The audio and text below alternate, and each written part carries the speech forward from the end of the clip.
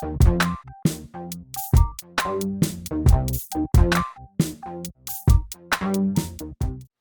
and welcome back to Testa's Tuesday Tips. Today I'm doing something that I never really do, which is working on reptiles.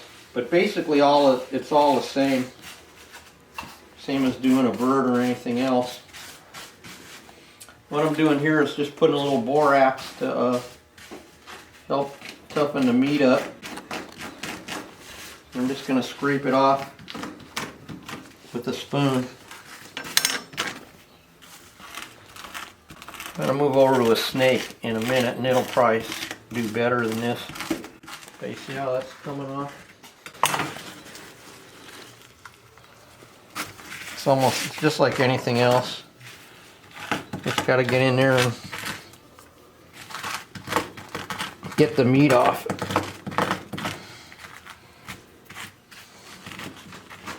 This is kind of mundane, and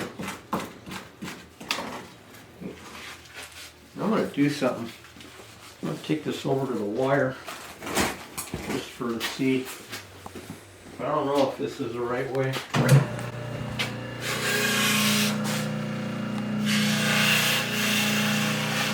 I don't think I'd do this on a snake, but this skin here is pretty tough.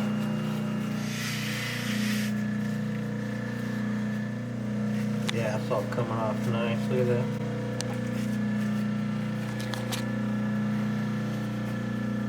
So we're gonna flesh this out just like a bird. Then I'm gonna go over and work on that snake. So snakes get most of their fat or meat is right here in the side scales. And see how easy that scrapes off? See that?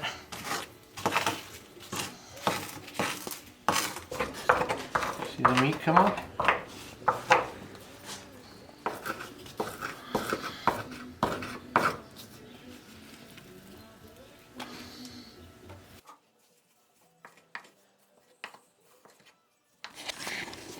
Now this one I split all the way up because we may or may not mount it and it's going to be crawling. Well, not all the way, I left it enough so if the head's lifted up you won't see nothing. You gotta be careful on them venomous snakes, you know. Although I've stuck myself numerous times and I ain't dead yet. Of course, there's always that first time, you know.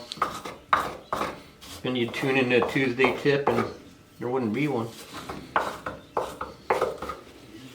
Be like the old Indian thing on the TV back in the day when TVs used to sign off the air at midnight, which all you young people probably couldn't even comprehend. Here's by the vent, there's a lot of stuff in the tail. Gets really tight. And again, a lot of this, if you leave a little bit on, it'll peel off in the tan, and you can stick it back in, just like the martini can, you know.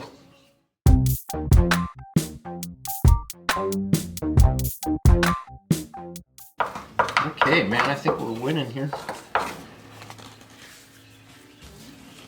Look at that. Pretty clean, huh? Yeah, like this thing, you know, the problem with snakes too is they let out a lot. You know, what I mean by let out is like, them scales work like shingles, you know, so they can grow on you. I don't like salting them for some reason, but I'm not a reptile guy. You'd have to like have someone like Rudy, but to me it seems like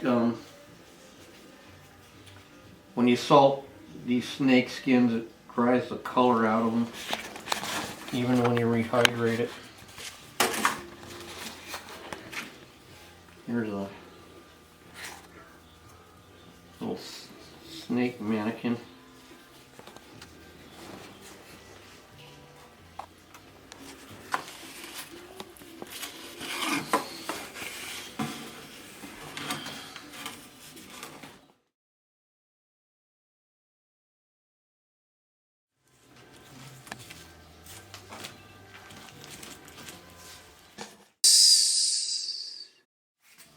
Anyway, now for the tan. Got some glycerin.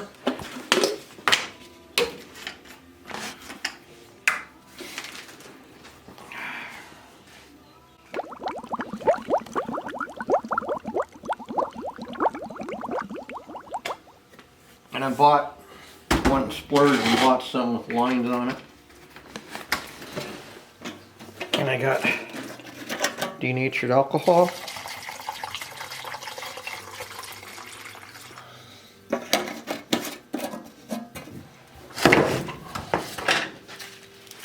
Now I gotta stir it up. The glycerin is really thick, so you need to mix it up. And you probably should stir it up. Come by during the day, stir it up a couple times a day maybe. And in we go.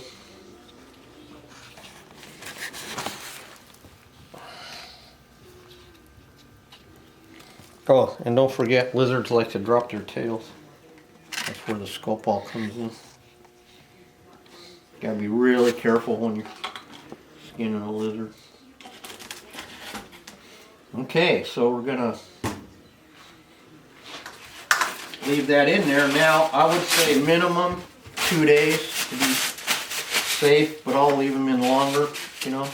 And then I take it out and rinse it off with some Dawn water and get the stickiness off it. And it should be good to go. So, to be continued. Hopefully we'll be able to film mounting that lizard or something. So we'll see you next time on Testa's Tuesday Tips.